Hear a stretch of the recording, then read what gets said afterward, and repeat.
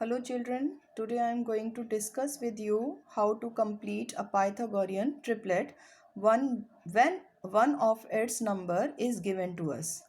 Now in my last video I have explained you what is Pythagorean triplet. जब भी कोई तीन numbers का ग्रुप पाइथागोरस थ्योरम को फॉलो करता है तो हम उसे पाइथागोरियन ट्रिपलेट कहते हैं।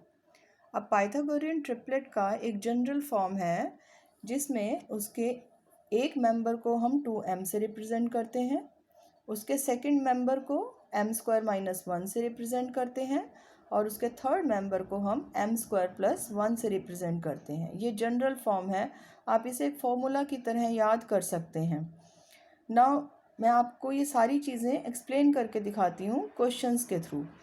Now suppose we have to find out a Pythagorean triplet. We have to complete a Pythagorean triplet whose one member is given to us and that is 14.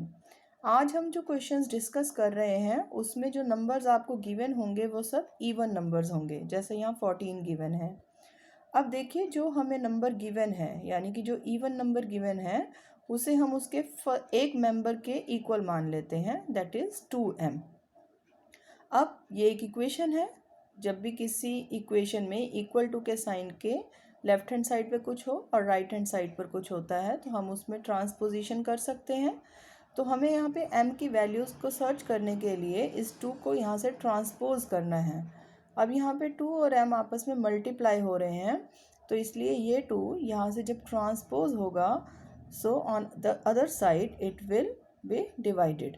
तो जब ये 14 से डिवाइड होगा we will be getting 7। तो हमें यहाँ से m की वैल्यू मिल गई।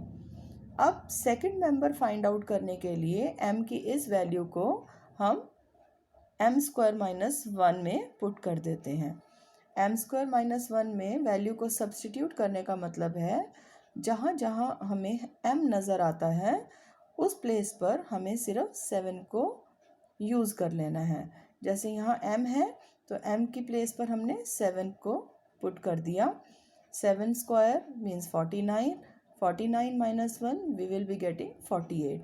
तो यहाँ से हमें सेकंड मेंबर मिला। फर्स्ट मेंबर हमें गिवन था that is 14, second member we have searched that is 48। Similarly we will find out our third member by putting the value of m in our third member of it, m² + 1. So when we will put the value of m here, we will be getting 49 + 1 that is equal to 50. So here we are getting 3 numbers. First number already हमें given था जो एक even number था 14. Second number हमने m² - 1 से obtain किया और third member जो है वो हमने m² + 1 से obtain किया। तो पाइथागोरियन ट्रिपलेट है हमारा 48, 14 एंड 50। अब हमें कैसे पता कि ये पाइथागोरियन ट्रिपलेट सही है या फिर सही नहीं है, तो हम इसे चेक कर सकते हैं कि ये पाइथागोरस लॉ को फॉलो कर रहा है या फिर नहीं कर रहा।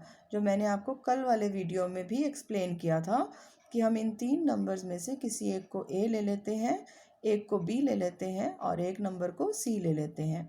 c जो है वो हमारा सबसे बड़ा नंबर होता है। a का स्क्वायर फाइंड आउट कीजिए, b का स्क्वायर फाइंड आउट कीजिए, दोनों को ऐड कीजिए और चेक कीजिए क्या वो c² के इक्वल आता है या फिर नहीं आता। इफ़ इट इज़ सो कि a² और b² की वैल्यू इक्वल टू c² है, इट मीन्स हमारा पाइथागोरस थ्योरम जो है वो फॉलो हो रहा है और जो हमने ट्रिपलेट ये फाइंड आउट किया है ये बिल्कुल सही है।